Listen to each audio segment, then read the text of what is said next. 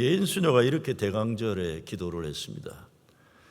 기름이 모자라고 쌀이 모자라고 모자라는 것 투성이의 이 춥고 메마른 땅에서 사랑의 기름이 모자라고 신앙의 쌀이 모자라는 우리네 가슴의 들판으로 비어 있습니다. 이 거칠고 스산한 황야의 어둠을 밝히시려 길이시니여 오소서. 슬픔을 딛고 일어설 희망을 주게 오소서. 죽음을 딛고 일어설 생명을 주게 오소서. 당신의 백성으로 다시 태어나게 하소서. 오소서 오소서 길이신 주여. 근데 새로운 역사 소망의 대강절 첫 주일 오늘 교회력 본문은 종말에 대한 말씀입니다. 종말. 세상 끝나는 종말. 인간이 만드는 역사가 끝나고 하나님 나라 새 역사 시작의 도래를 말씀하는 겁니다. 예수 재림의 신앙을 종말론적 신앙이라고 합니다. 종말론적 신앙을 가진 사람들은 이 세상 현세의 것들보다 앞으로 다가올 예수님이 왕노릇하는 그 세상의 소망을 가지고 살아가는 사람들입니다. 세상에 바랄 것이 없을 때 예수님 약속 하나님 나라 도래를 소망하는 겁니다. 이것이 초대교회 교인들의 신앙이었어요. 순교당하고 핍박당하고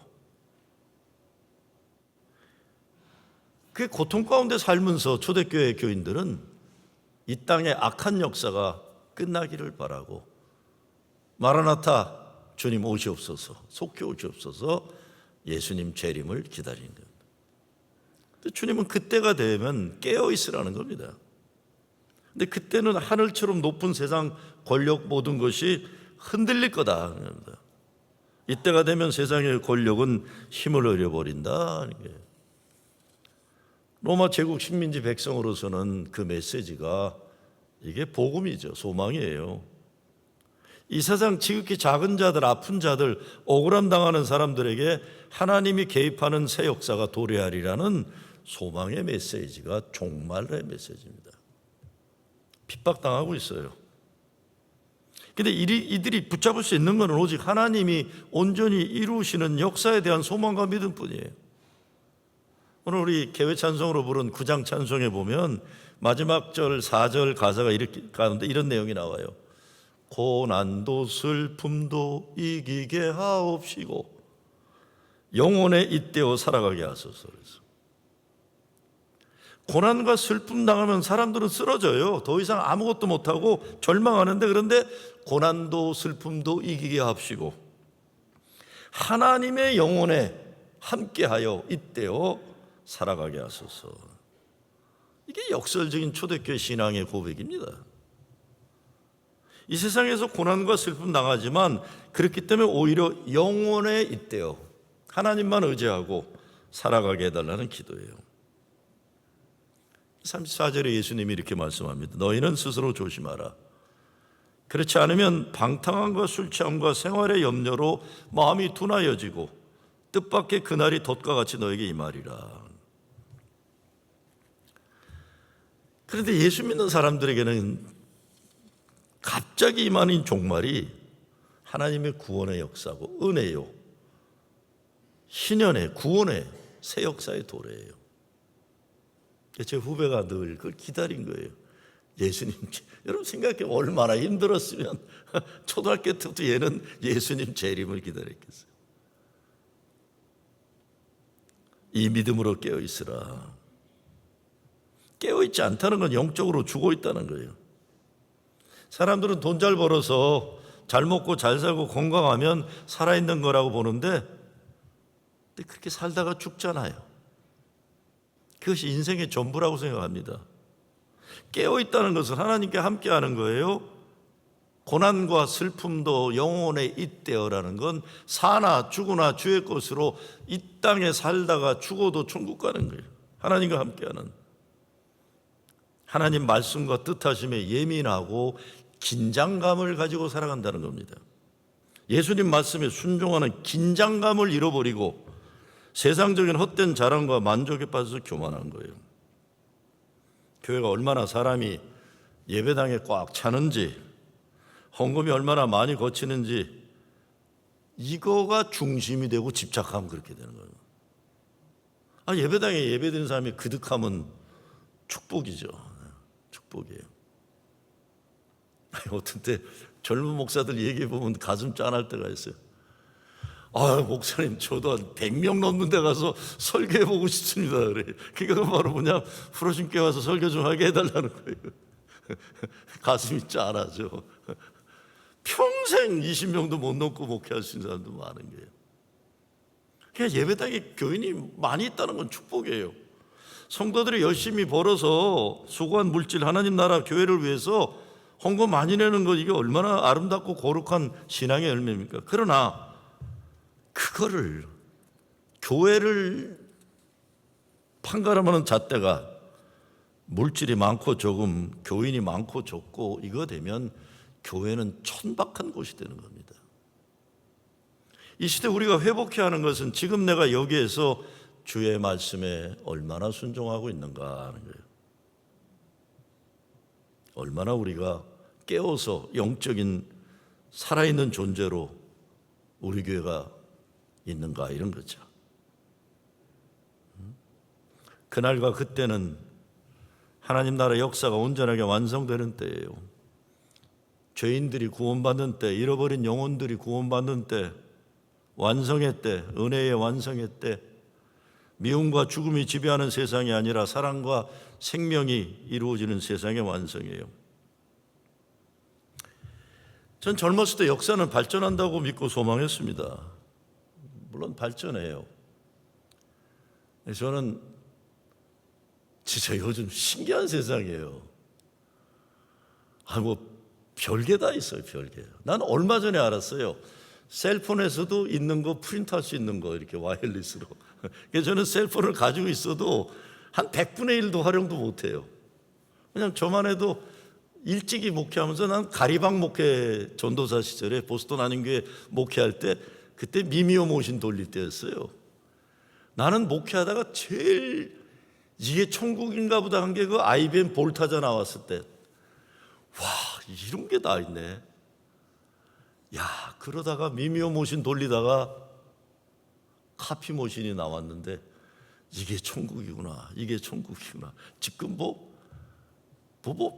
이건 별나라 살잖아요. 별난 나라에서 살잖아요. 예? 어마어마하게 발전한 세상이에요. 그런데 전쟁은 이게 끝나면 저것이 또 일어나요.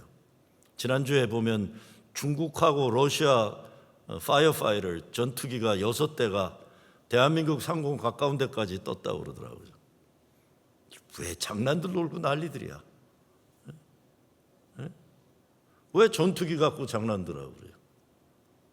이게 끊이지가 않아요. 끊이지가 않아.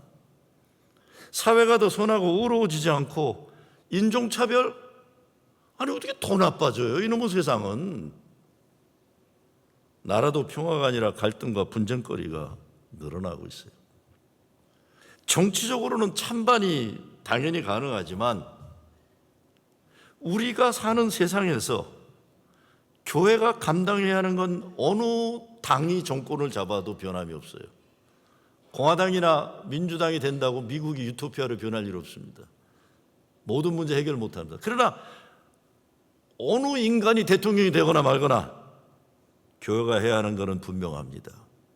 소망, 사랑, 기쁨, 평화, 생명, 빛의 사명은 우리가 감당하는 거예요. 저는 지난 40여 년 목회하면서 땡스기빙만 가까이 오면 저 목회도 그렇지만 사역자들에게 꼭 하는 말이 있어요. 땡스기빙 시작부터 크리스마스 지나 연말 연초에 미국에서는 가장 큰 질병이 외로움이다, 이렇게. 땡스기빙 시작부터 연말 연초까지 미국에 있는 사람들은 너무나 좋은 계절이고 없는 사람에게는 너무나 지옥 같은 아픈 계절이 바로 땡스기빙부터 연초까지다. 특별히 아이들에게. 그래서 주일학교 어린이들을 위해서 교인들이 선물해달라고 광고한 것도 같은 내용인데, 그런데요, 우리 교회 애들만 해도 교회가 있으니 괜찮아요. 미국이란 나라, 특별히 뉴욕이란 도시야말로 빈부 차이가 가장 심한 것이 뉴욕입니다. 지난 가을 축제 이후에 여러분이 준 초콜릿, 캔디들 애들 적당히 주곤 다 모아가지고 다시 여기 난민센터 갖다 줬다 그래서 제가 잘했다고 그랬어요. 교회가 세상 문제 다 해결 못합니다. 그러나 우리 주변에 있는 아이들 행복과 불행의 간격을 줄여줄 수 있어요. 제 아버님이 16살 때 평양에서 혼자 올라만 분이세요. 제 아버지 일기를 보면 이런 게 나와요. 뭐 설날이 됐다, 이런 거예요. 사람들에게는 명절이 행복한 날이지만 나에게만큼은 다른 사람들이 기쁜 날은 나는 외롭고 슬픈 날이다. 그래요. 왜? 혼자 와 있으니까. 산발 따라지니까요. 제 아버지가 6.25 참전용사예요. 제대를 해요. 대위로. 제 아버지 제대하는 날 일기에 이렇게 썼어요. 다들 제대를 한다는 기쁨에 들떠 있는데 나는 제대를 하고 갈 곳이 없구나 이렇게 썼어요. 왜? 가족이 없으니까요. 근데 저희 아버지만 그렇게 했어요? 여러분 프로식만 해도 딴 사람은 다 있는 게 없는 사람들이 있어요. 있는 사람들은 너무나 행복한 것이 이 계절이지만 없는 집의 아이들은 너무나 외롭고 가슴 아픈 게 바로 이 계절이에요. 이 계절이에요. 우리 교회도 어쩌면 아이고 연말 되면 도와달라는 데가 왜 그렇게 많아요? 그래서 얼마 전엔 전화도 안 받고 메시지도 안 보고 싶더라. 카톡도 안 열고 싶어요. 뻔하니까. 우리 교회도 어쩌면 올해 망가진 것 고치는 일이 워낙 많아서 만만치 않을 거예요. 결산이 들어오고 나가는 게. 그렇지만 크리스마스 헌금만큼은 모두 구제와 선교를 위해 보내는 원칙은 항상 우리 변함없이 지키고 있어요. 소망, 사랑, 기쁨, 평화의 촛불이 우리들 가정에 밝혀지는 것만이 아니라 우리 교회가 세상의 빛의 사명을 감당해야 하는 겁니다. 예수 믿는 사람들의 사명과 역할이 중요합니다. 우리는 하나님 나라를 소망하는 사람들이기 때문에 그래요. 예수 그리스도 재림, 하나님 나라 도래를 기다린다는 것은 그냥 가만히 있는 게 아닙니다. 전쟁이 아니라 평화, 미움이 아니라 사랑, 죽이는 일이 아니라 살리는 일에 교회가 자기 역할을 해야 하는 거예요. 근데 예수님 종말의 메시지는 오늘 지금 나에게 던져지는 삶의 도전이에요, 이거. 인간의 그 어느 것도 영원한 나의 것이라고 주장할 수 있는 게 없습니다. 그 잃어버린다면은 아이고 이게 이렇게 귀한 거구나. 제가 예배 시간에 제일 조심하는 게 이거 자꾸 안 만질래는 거예요, 이거예요. 이거 왜 만집니까, 제가? 아이고 참. 이게 잘 들리라고 꽉 누르면 내 소리가 왕왕왕 굴려갖고 머리가 아파요. 네? 머리가 아파요. 우리 딸은 자꾸 뭐라 그러죠. 아빠 그러다가 치매 빨리 온다 그러는. 왜냐하면 이게 머리가 아프니까. 저도 이거 옛날에 잘 들렸었어요. 저도. 요즘 안 들리는 거예요. 근데 하나씩 이뤄져 버리거든요. 하나씩 이뤄져 가는 거예요. 네? 모든 인간에게 어김없이 찾아오는 때가 있는데 하나님이 우리 인생을 결산하셨대요.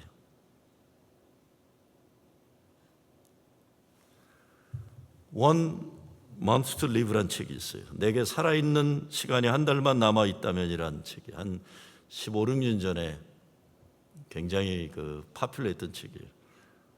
내게 살아있는 시간이 한 달만 남아있다면, 이분이 자기 부목사들에게 이거를 이렇게 질문을 던졌더니 한 달 동안 남아있는 인생이 30일만 남아있는 것처럼 살아보고 어떤 일이 일어나는지 적어보라고 그랬더니 별가진 것 같아요. 삶의 목표들이 많이 달라진 거예요. 그리고 이 저자도 가장 중요한 변화가 아들이 둘이 있어서 매일 학교 데려다주고 데려와야 되는 게 지겨웠는데 30일만 남았다고 생각하니까 아이들 재우고 깨우고 세수시켜서 데려가지고 데려오는 게 얼마나 중요한지 행복한지 몰랐다 이렇게 쓰는 거예요. 30일만 남아있다. 30일만 여러분 남아있다면 무엇을 하고 누구와 시간을 보내고 싶으신가요? 연초에 우리는 아프다는 소식 들은 장로님 30일 되기 전에 떠나는 아픔도 경험했어요. 제가 아까 얘기한 후배 목사도 하도 오랫동안 떨어져 있다가, 왜냐하면 저하고 하는 일이 좀 많이 달라가지고 떨어져 있다가, 또 여기 뉴욕에 누가 있었냐면 세브란스 병원 이원설 학장님의 손주가 예일대학 나오고 제 친구가 여기 있었어요. 그래서 제가 야 우리 오랜만에 한번 늘 만나자. 봄에 만나자. 봄 다 못 가고 겨울에 둘 다 가보더라고요. 하나는 친구고 하나는 후배고.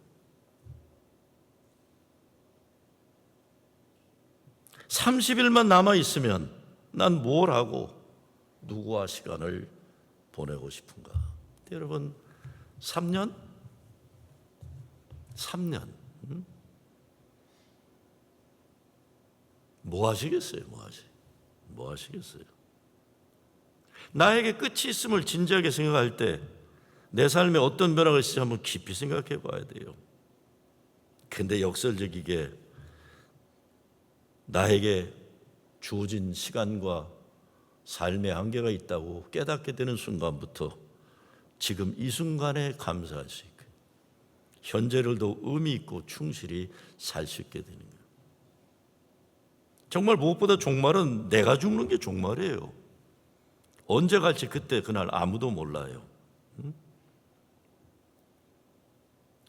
며칠 전에 어느 집사님이 식사를 대접해야 된다 그래서 저 땡스기빙 뭐 바쁘니까 뭐 내년이나 합시다 그랬더니 오래 넘기지 않았으면 좋겠다 그래서 지난 금요일 날 목사들 우리 스태프들 시간 되는 분들을 좋은 식당 가서 잘 먹었어요. 아주 맛있게 잘 먹었어요. 그 집사님 제가 한 9년 넘게 봤지만 처음으로 대화를 나눠봤어요. 근데 왜 이렇게 좋은 식당에서 이렇게 대접하고 급하게 우리를 만나자 그랬냐? 그 집사님 말이 자기가 올해 60살이 된대. 60살이 되는데 자녀들 다 잘 키워놓고 정신이 번쩍 들었대요. 세월이 빨리 흐르는데 나도 이제는 내가 30여 년 다닌 프로징 제일교회에서 좀 헌신적인 일을 좀 하고 싶다는 결단을 내렸대요. 근데 그 결단을 내리고는 혼자만 있으면 또 없어질지 모르니까 이게 담임 목사나 부목사님들에게 발표를 해버려가지고 자기를 묶어놓고 싶어서 그랬다는 거예요. 얼마나 감사해요. 그 집안의 어른 되는 목사님이 그랬대요. 너는 어떻게 목사님 온 지 10년 되는데 식사 한번 대접 못 하셨냐고. 그 어른 참 귀한 어른이세요. 잘 얘기해 주시고. 내가 나이가 60이 됐는데 교회를 위해서 좀 쓸모있는 삶을 살기로 결단을 하는데 아주 그냥 담임 목사가 부목사에게 발표해버려가지고 내가 꼼짝달싹 목사도록 해야 되겠다. 얼마나 감사해요. 인생을 살면서 어떤 마음 자세로 믿음으로 사는지 이게 관건입니다. 이게 다 하나님이 주신 거니까 내 마음대로 하면 안 돼요. 시간도 건강도. 생명의 호흡이 남아있는 순간까지 하나님 기쁨과 영광을 위해 사는 것입니다. 여러분은 예수님께서 다시 오실 그때를 준비하며 어떻게 깨어 있으신가요? 이 세상에 살면서 남보다 돈 더 벌고 살 수도 있어요. 덜 벌고 살 수도 있어요. 건강할 수도 있고 아플 수도 있어요. 그래서 잘 되면 교만해지는 사람들도 있고 또 사는 조건 때문에 기죽어 꺾여 사는 사람들도 있어요. 남 보기에 초라하기도 하고 남들이 나 잘난 거 봐주기를 바라는 잘난 사람들도 있어요. 그러나 어찌하더라도 분명한 것은 주님이 오신다는 겁니다. 우리 인생 눈에 보이고 손에 잡히는 그것, 그 어떤 권세, 고난, 권능, 재물 다 사라질 거예요. 어느 인간도 때가 되면 세상 떠나야 되는데 아무리 아름다운 것도 시간이 지나면 말라버리고 시들어질 거예요. 헛되고 부질없는 것들 어디로 목숨 걸지 말아야 되고, 허망한 짓 하다가 성령을 거스른 짓들 교회에서는 하지 말아야 됩니다. 헛된 세상의 영광을 구하다가 인생 낭비하지 말아야죠. 제가 뉴욕에 와서 보니까 진짜 할 일 없이 바쁜 사람들 많아요. 쓸데없는 거 그냥 저걸 뭐 하느라고 저렇게 저것도 명예라고 저 노인네가 저러고 사나 하는 사람들이 있어요. 그 생각 있는 사람이 보면요, 주책이에요. 주책.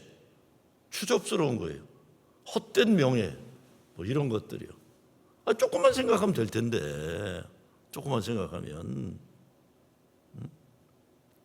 예수 믿는다고 그러고 목사들도 똑같아요.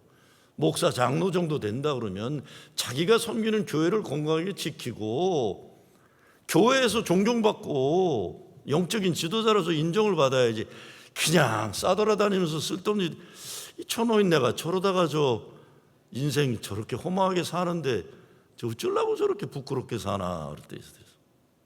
이게 아니에요. 그렇게 사는 거 아니에요.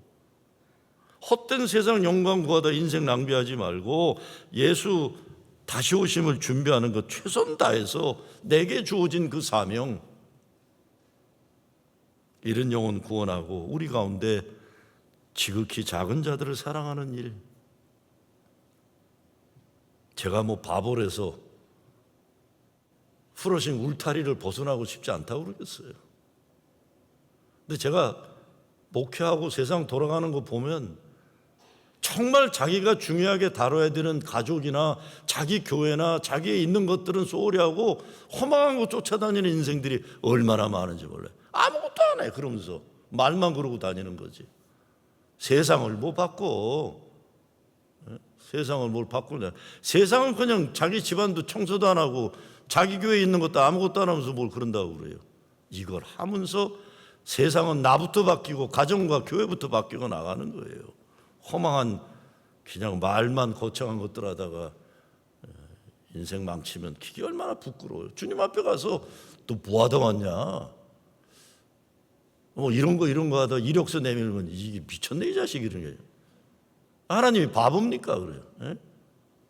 그냥 그 권력 앞에 그냥 기웃기웃거리다가나 바보짓들 하다가 허망한 명예나 찾아다니다가 그게 무슨 목사고 장로예요. 이게 장롱이고 목사지. 그게 정말 한심하게 짝이었지. 이름들 다 밝히고 싶은데 참는 거지. 주님 다시 오시는 이 대강절, 소망, 사랑, 기쁨, 평화, 촛불이 밝혀지고 밝히는 여러분 되시길 주의 이름으로 축원합니다.